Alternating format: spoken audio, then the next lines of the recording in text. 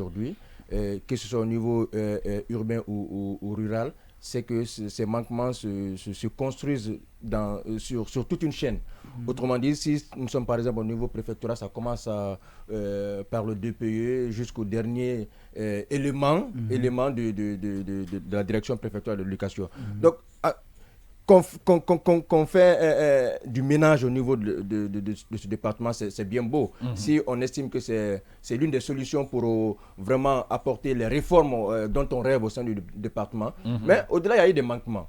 Qui en est responsable? Justement, mais ce ménage-là, est-ce que c'est vraiment un ménage d'ailleurs? C'est la question qu'on est en train de poser. Non, attention, moi je pense jusqu'à preuve du contraire, que ce ménage est fait dans le but de répondre aux insuffisances suscitées, constater au Moi, j'aimerais bien savoir quels sont les critères qu'on a choisis pour effectivement nommer ceux qui sont nommés à ce niveau. Parce qu'il y a des gars qui sont venus franchement. Il ne suffit pas d'avoir travaillé durant des années au sein d'une direction préfectorale ou d'une direction communale pour être bombardé DPE.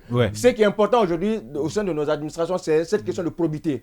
Probité morale dans la gestion de la chose publique. Ça devrait être des hommes reconnus pour cela. Je pense que la longévité dans un département, dans une direction, dans un service ne devait pas être le seul critère à prévaloir. Le ministre Guillaume devait tenir compte d'autres éléments. Encore une fois, nous le disons parce que cela relève d'un constat. On attend encore de voir les mois, les années à venir, sur quelle base, quel jugement on pourra porter sur ces nouvelles promesses. Moi, je pense, moi, je suis d'accord avec les réformes au niveau du système éducatif.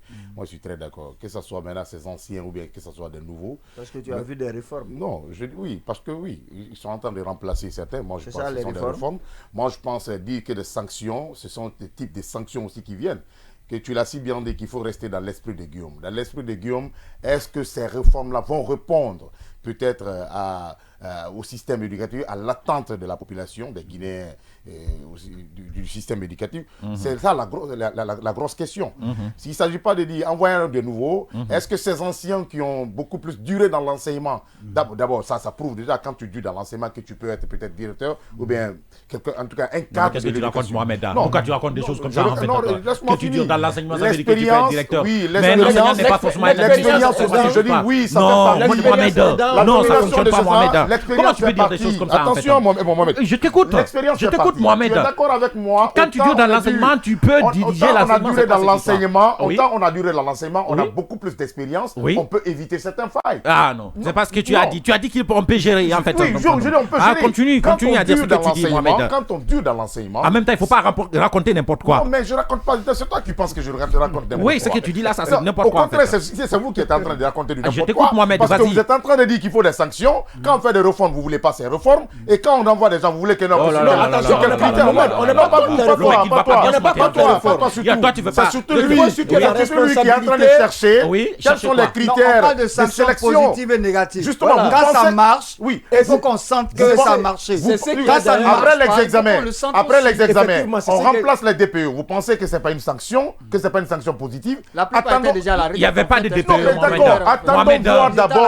Attendons voir la preuve de ces gens pour les juger. Pour l'instant, ils ont fait leur preuve, Mohamed. C'est sur cette base qu'on est en train de dire. Ils étaient responsables des sections au niveau des mêmes DPE. Ils étaient responsables des examens au niveau de ces mêmes DPE. Je suis en train de te dire que dans ces DPE-là, les magouilles sont organisées par ceux qui sont devenus aujourd'hui des DPE. Je suis en train de dire que beaucoup d'entre eux ne sont pas des hommes normaux en fait.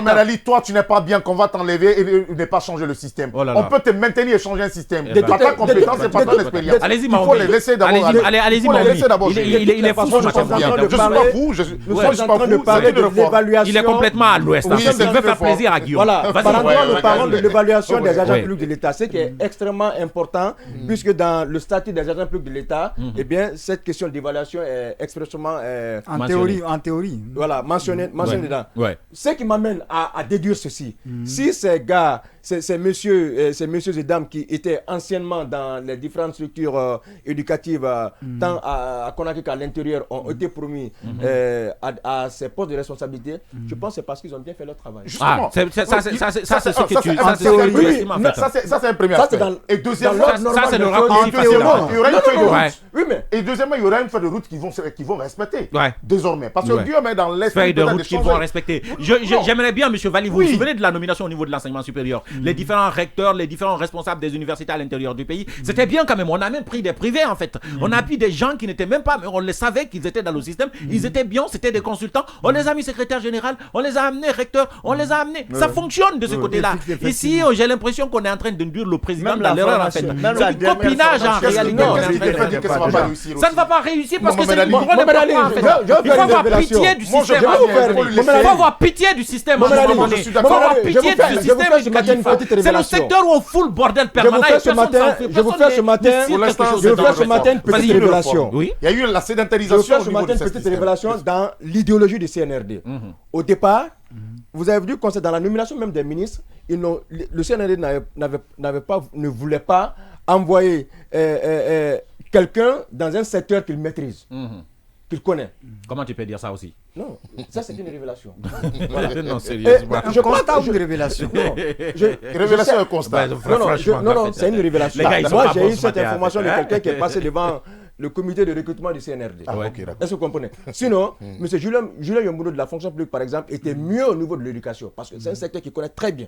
Mais l'idée était que, voilà, que chacun aille dans un département qui ne maîtrise pas. Encore à la fonction publique. Oui, oui. Non, mais et pourtant, il fait bien ce qu'il fait là-bas. Comment tu peux dire ça? Ce n'est pas le profil qu'on envoie au poste. C'est pas le profil qu'on envoie au poste, les gars. C'est pas une bonne révélation, ça.